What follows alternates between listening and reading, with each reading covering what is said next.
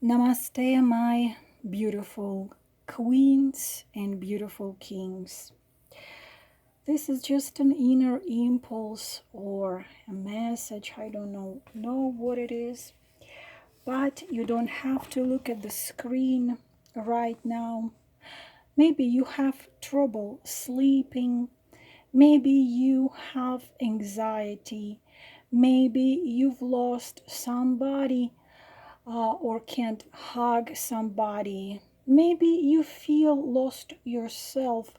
Maybe you feel you don't know the answers anymore. And for those of you who need to hear something absolutely amazing, I will be reading parts of the book which is called Destiny of Soul. The book Journey of Souls, Journey of Soul and Destiny of Soul is second book.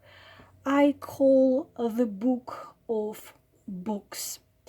If I was very, very wealthy, I would simply purchase 1,000,000 copies or 1,000,000,000 copies of this book, and I would give it for free to as many people as I can, because this is a book of books. This world would be absolutely different place if at least a third part of us living knew what is written here. So I will be reading, as my voice does have a calming and soothing vibe. It's even been proven scientifically. So I want you, my beautiful kings and queens, to relax while I'll simply will be reading for you. And I will try to do it every day or every other day while I can, so you could relax and listen. If you don't have an opportunity to purchase it, you can find it on Amazon and read it, but I will be reading it today for you. The spirit world. At the moment of death, our soul arises out of its host body. If the soul is older and has experience from many and many former lives, it knows immediately it has been set free and is going home. These advanced souls need no one to greet them. However, most souls I work with are met by guides just outside Earth's astral plane. A young soul or a child who has died may be a little disoriented until someone comes closer to ground level for them. There are souls who choose to remain at the scene of their death for a while, but most wish to leave at once. Time has no meaning in the spirit world. Discarnates who choose to comfort someone who is grieving or have other reasons to stay near the place of their physical death for a while experience no sense of time loss. This becomes now time for the soul as opposed to linear time. As they move further away from Earth, souls experience an increasingly brilliant light around them. Some will briefly see a grayish darkness and will sense passing through a tunnel or portal. The differences between these two phenomena depend upon the exit speed of the soul, which in turn relates to their experience.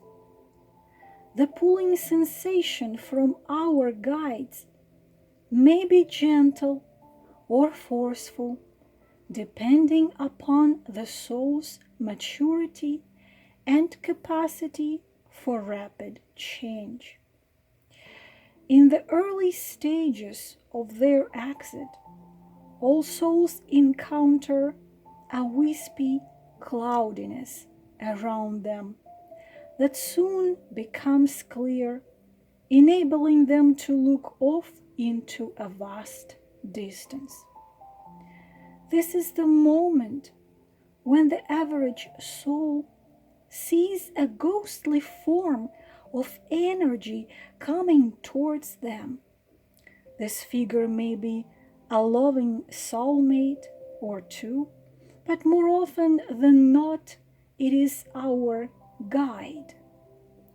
In circumstances where we are met by a spouse or a friend who has passed on before us, our guide is also close by, so they can take over the transition process.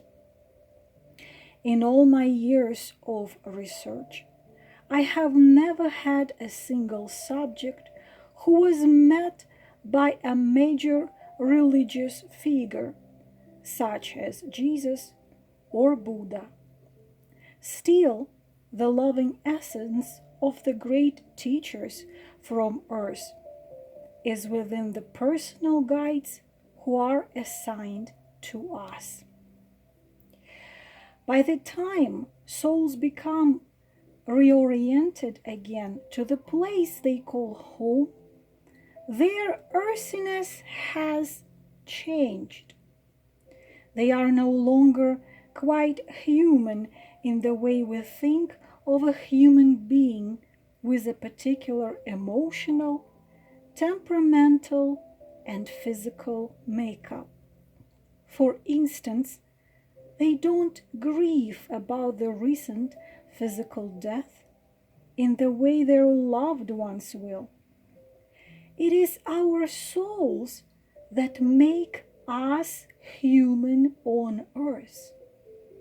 But without our bodies, we are no longer Homo sapiens. The soul has such majesty that it is beyond any description.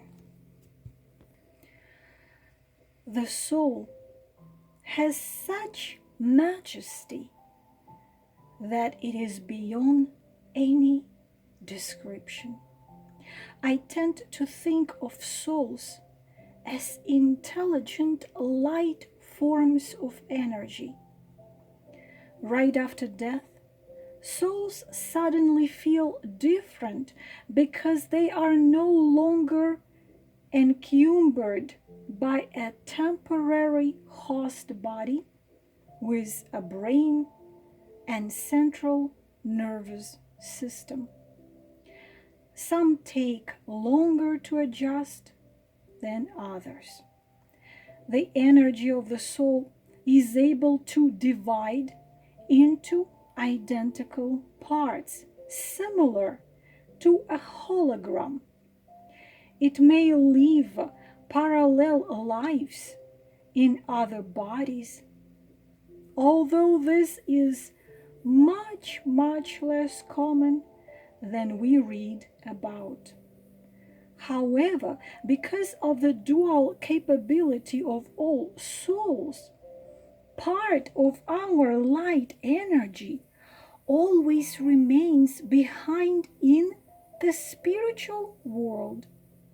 Thus, it is possible to see your mother upon returning from a life, even though she may have died 30 Earth years before and reincarnated again.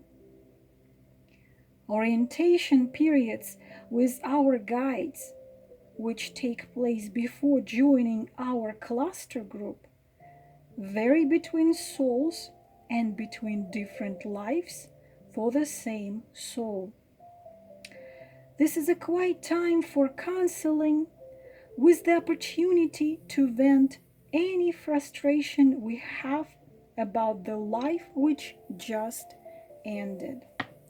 Orientation is indeed to be an initial debriefing session with gentle probing by perceptive, caring teacher guides. The meeting may be long or short, depending upon the circumstances of what we did or did not accomplish with regard to our life contract. Special karmic issues are also reviewed. Also, they will be discussed later in minute detail within our soul cluster group. The returning energy of some souls will not be sent back into their soul group right away. These are the souls who were contaminated by their physical bodies and became involved with evil acts. There is a difference between wrongdoing with no premeditated desire to hurt someone and intentional evil. The degree of harm to others, from mischief to malevolence, some words I can't even say, the degree of harm to others, from mischief to malevolence, are carefully evaluated. I read this book in 2 other languages. Those souls who have been associated with evil are taken to special centers, which some clients called intensive care units. Here, I am told, their energy is remodeled to make it whole again. Depending upon the nature of their transgressions, these souls could be rather quickly returned back to earth. They might well choose to serve as the victims of others' evil acts in the next life. Still, if their actions were prolonged and especially cruel over a number of lives, this would denote a pattern of wrongful behavior. Such souls could spend a long while in a solitary spiritual existence, possibly over 1,000 Earth years. A guiding principle in the spirit world is that wrongdoing, intentional or unintentional, on the part of all souls will need to be redressed in some form in a future life. This is not considered punishment or even penance as much as an opportunity for karmic growth. There is no hell. Yes, hell does not exist. There is no hell for souls except perhaps on earth. Some lives are so difficult that the soul arrives home very, very tired.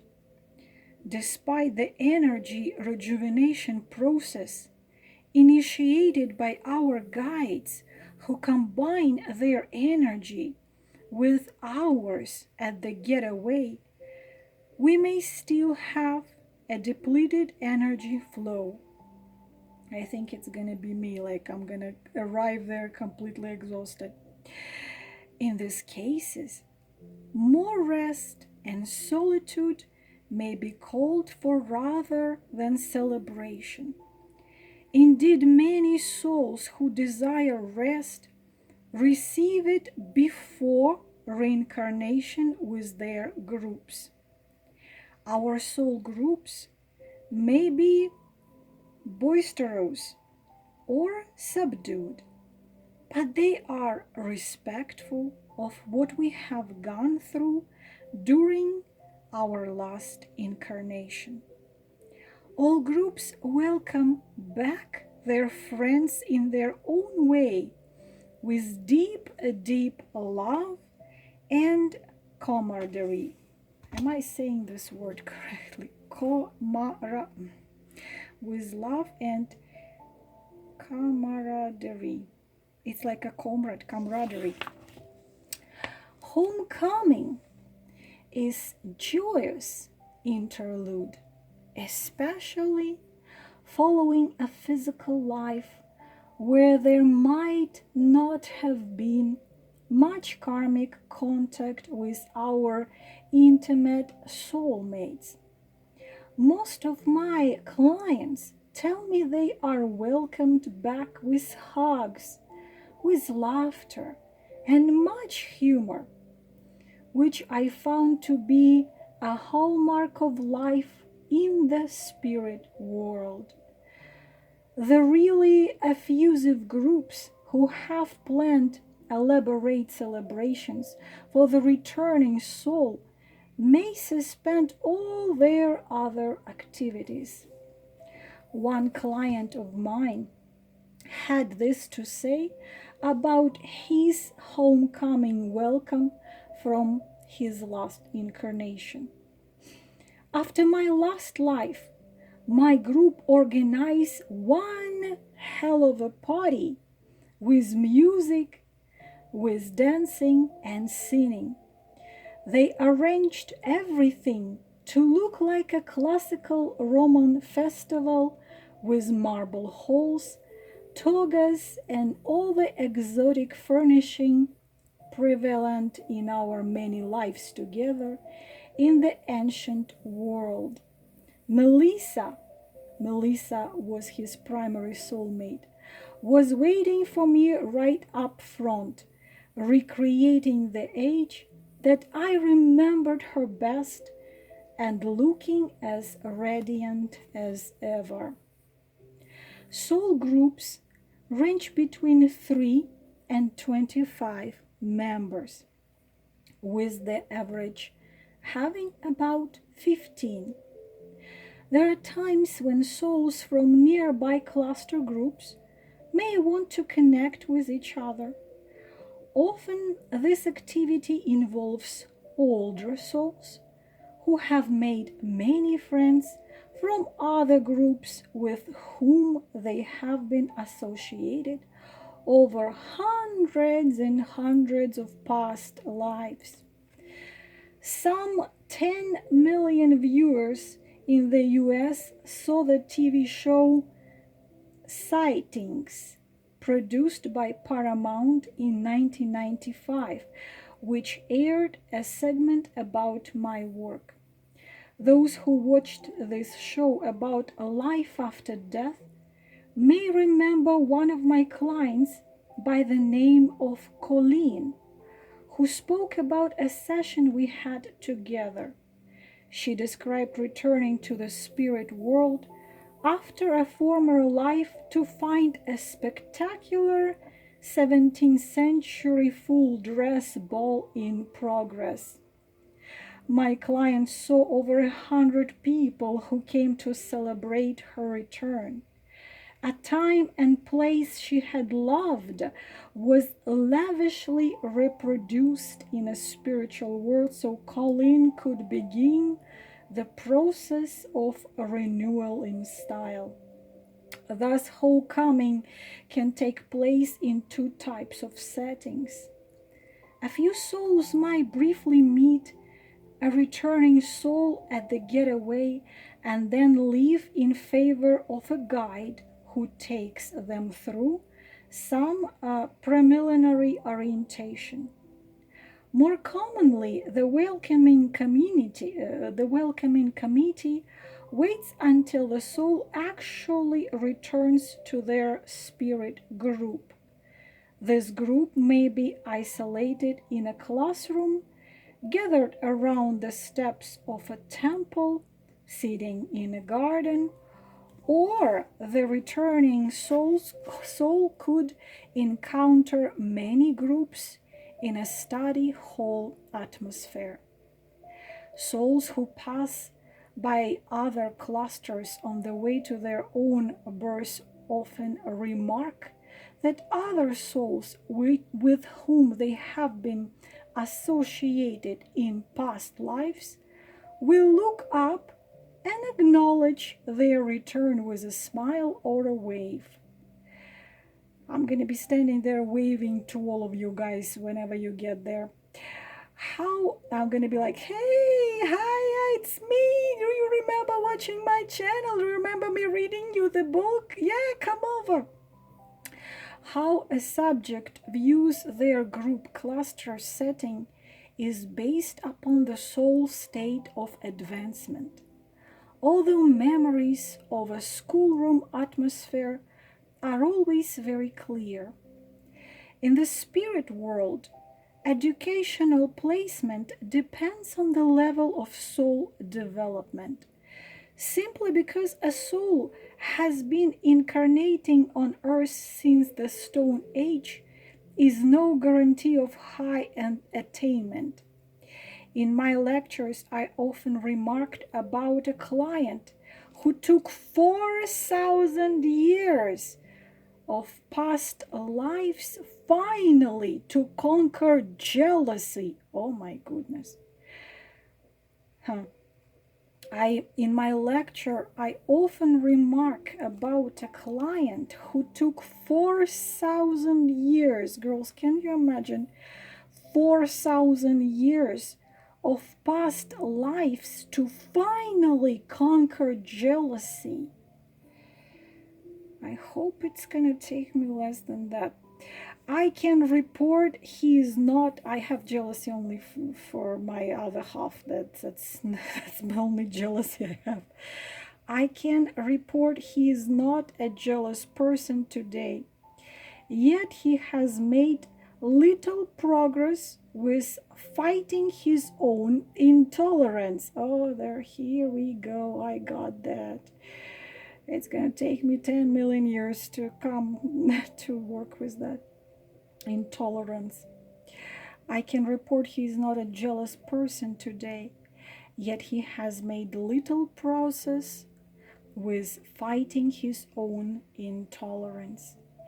It takes some students longer to get through certain lessons, just as in earthy classrooms.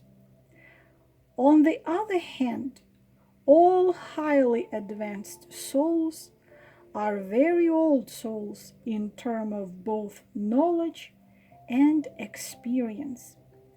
In my first book, Journey of Souls, I broadly classified souls as beginner, intermediate, and advanced souls and gave case examples of each while explaining there are fine nuances of development among these categories.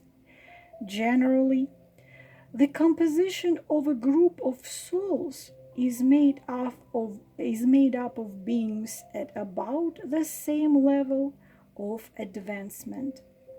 Although they have their individual strength and shortcomings, these attributes give the group balance.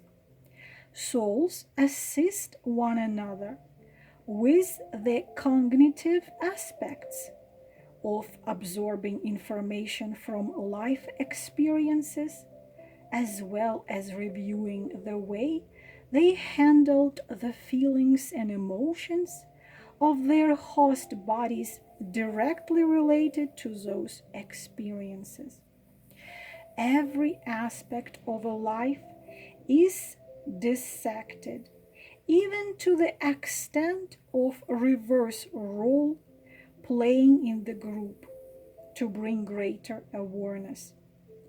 By the time souls reach the intermediate levels, they begin to specialize in those major areas of interest where certain skills have been demonstrated. I will discuss this in more depth as we get further along other chapters. One very meaningful aspect of my research has been the discovery of energy colors displayed by souls in the spirit world. These colors relate to a soul's state of advancement.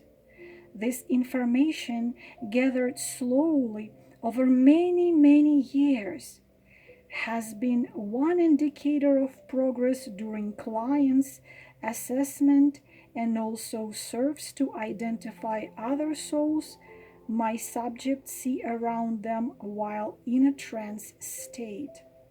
I found that typically pure white denotes a younger soul, and with advancement soul, energy becomes more dense, moving into orange, then yellow, then green, and finally the blue.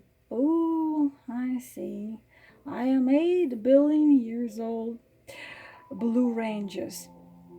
In addition to this center core auras, there are subtle mixtures of halo colors within every group that relate to the character aspect of each soul.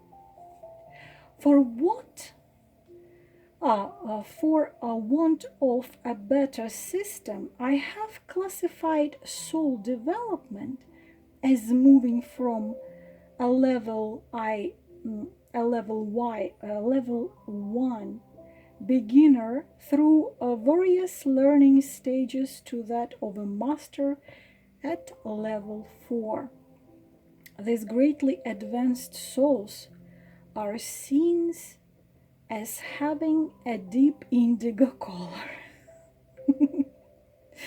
I have no doubt even higher levels exist. Yes, higher levels do exist. But my knowledge of them is restricted because I only receive reports from people who are still incarnating.